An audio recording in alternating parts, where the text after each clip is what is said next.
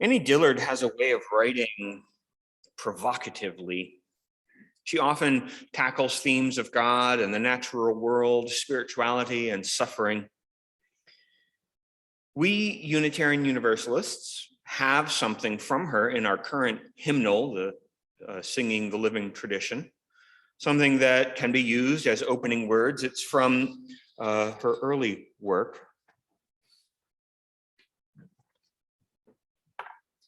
We are here to abet creation and witness to it, to notice each other's beautiful face and complex nature, so that creation need not play to an empty house. The word abet is interesting. It's usually a term with a criminal implication, to aid and abet a crime. It means you didn't actually commit the crime, but you were a willing participant in the crime happening. You assisted. Dillard says we are here to abet creation. You didn't do creation yourself, but you helped. You were a willing participant. Dillard is very good at creating a provocative image with her choice of words. She is also the inspiration for my title today. She used the phrase spiritually promiscuous to describe herself when she was in her 30s. At first blush, it feels like this is a very good descriptor for many Unitarian Universalists, including myself. I partake in many spiritual sources as part of my search for the intimate and the ultimate values in life. I've long identified with Dillard's work, and not just because we share a birthday. I must admit, however, the word promiscuous may be off-putting.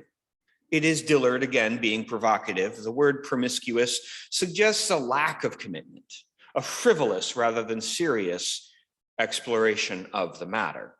And we Unitarian Universalists have been accused before of being a mile wide and an inch deep, meaning that we will take a lot of diverse sources of spirituality, but not go deep with any of them.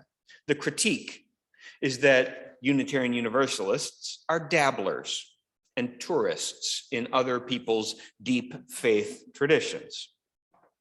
I confess there is a cautionary note worth hearing in this assessment. It's not an unfounded critique. I would argue, however, Annie Dillard's exploration of spirituality has never been shallow or lacking in commitment. I would further argue that our free and responsible search for truth and meaning must likewise have depth and consequences. And my own experience has been so.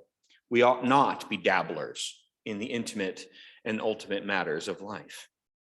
All the same, I will continue along my original line of thinking with this provocative phrase, spiritually promiscuous.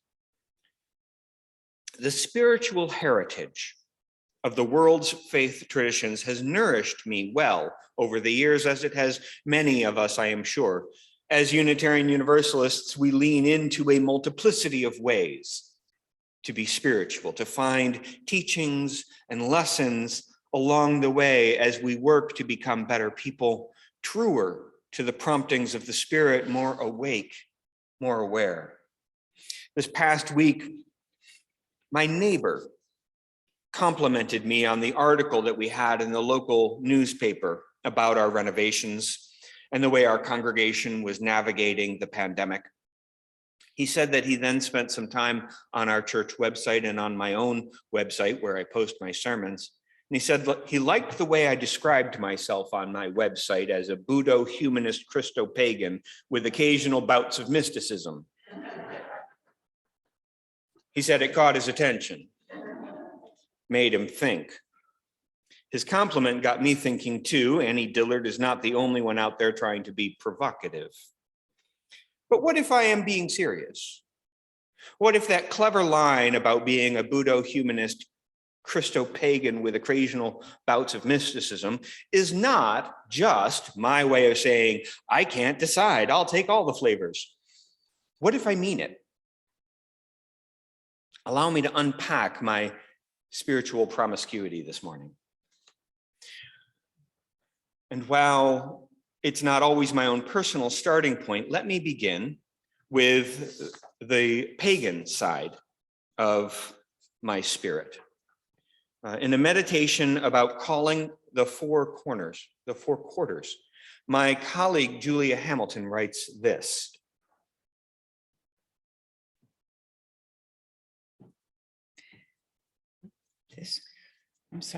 In the pagan tradition, which is grounded in a respect and reverence for the natural world, calling upon the four directions is the usual way to begin any ceremony. Each direction is associated with an element of the natural world and represents some part of our human nature as well. The directions are not seen as separate and isolated, but rather as a part of the interdependent system that makes up the world.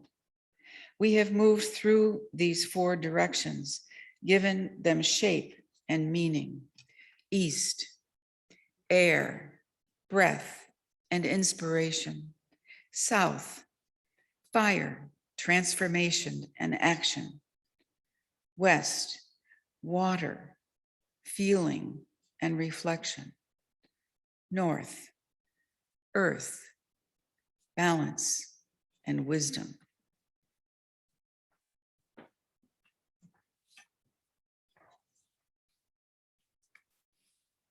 I need to be out in nature to stay grounded and balanced in life, I have discovered. I often experience inspiration and take reflection when I take myself out into nature, when I associate with the elements of the natural world. Being in nature has helped me become a better person, hopefully a better minister. It helps me be at peace and to have happiness.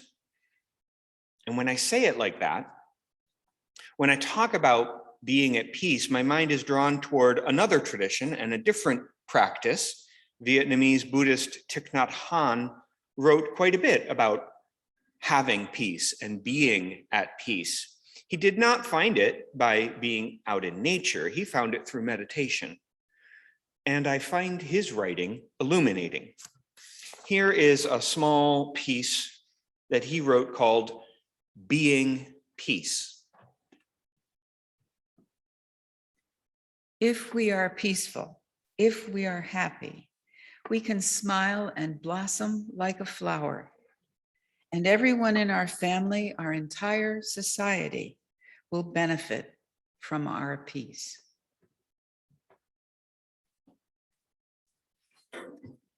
We can be at peace and we can be happy. And our peace and our happiness can have an impact on those around us.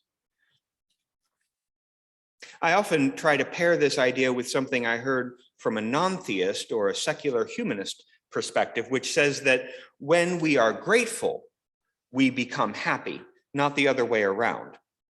Happiness does not lead to gratitude. Gratitude is what leads us to happiness.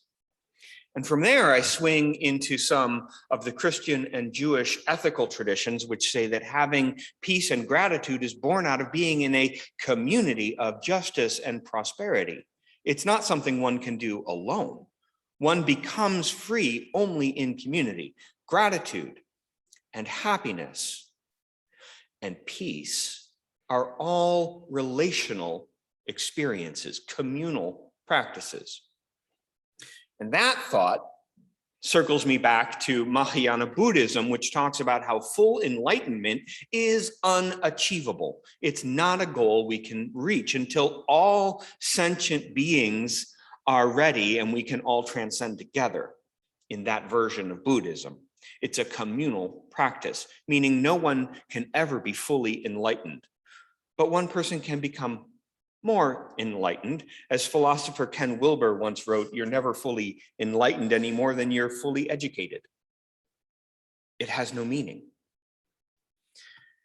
I find my spirit is a blend, a weaving of various traditions and multiple voices. I value the lessons that I find in secular humanism as much as those that I find in paganism, and they are intertwined for me. In many ways, it is because I am striving to be more educated, more peaceful, more just and kind. I will not limit where I seek for wisdom because I always have more to discover.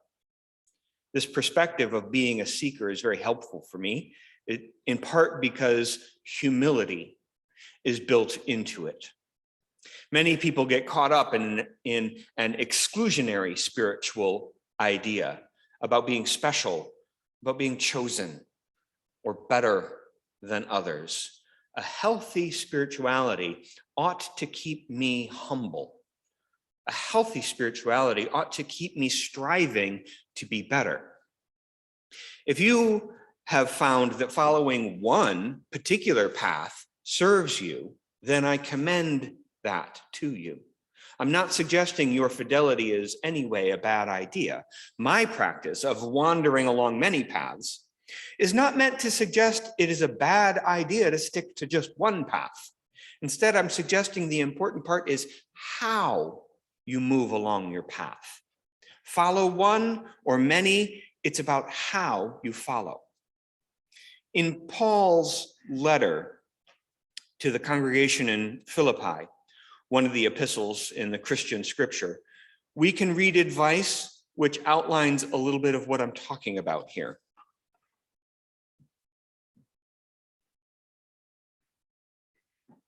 Do nothing from selfish ambition or conceit, but in humility count others more significant than yourselves.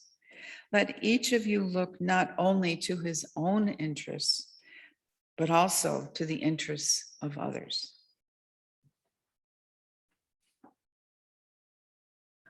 I like the way that second sentence is structured there. It's similar to the phrasing that Jesus used when he said, love your neighbor as yourself, implying that we do need to love ourselves. And in that way, we love our neighbors. Look not only to your own interests, but to the interests of others as well, Paul wrote. Unitarian Universalism holds that all the great religious traditions of the world are not in competition for describing the truth. Instead, they are different paths toward understanding the ineffable reality interwoven through human experience. All the religions lift up the various threads of value found in human experience: suffering, hope, justice and compassion, renewal. Each share with their own distinct patterns and practices and beliefs a message that can make us whole. Some of the wisdom leads me to prayer. Some leads me to work for justice. Some leads me to regain my balance. And some helps me learn to let go. In the 5th chapter of the Tao Te Ching, we read this. Countless words count less than the silent balance between yin and yang. The space between yin and yang is like a bellows, empty, yet infinitely full. The more it yields, the more it fills. The more it yields, the more it fills. What I need in my spiritual life is both yin and yang, both the emptying and the filling, the words and the silence. Different practices from different traditions serve to help me find that dynamic balance. As Unitarian Universalists, we honor and accept the difference of each individual, drawing on the beauty of these differences to enhance our understanding of life, of God, of truth and meaning. Every person's experience interacts with that which is holy, with the sacred, with God, in a way that fits for that person. Expanding that basic premise, we can say that every religious path, when traveled with good intention and integrity, can lead you where you need to go. I'll close with a final piece from Annie Dillard, again from her book, Teaching a Stone to Talk, in which she is grappling with prayer and the nature of silence.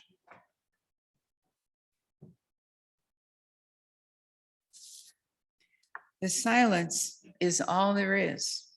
It is the Alpha and the Omega. It is God's brooding over the face of the waters.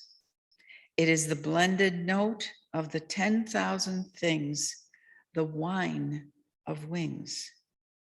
You take a step in the right direction to pray to this silence, and even to address the prayer to world.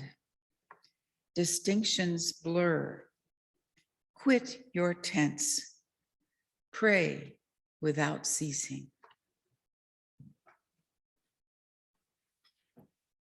May you find in your searching for meaning and truth resources from all the world's scriptures and humanity's storehouse of spiritual poetry. May you be fed and may you be challenged. And may each day of your searching bring you to a deeper understanding of yourself, of our world, and the grand mystery woven through it all. In a world without end, may it be so.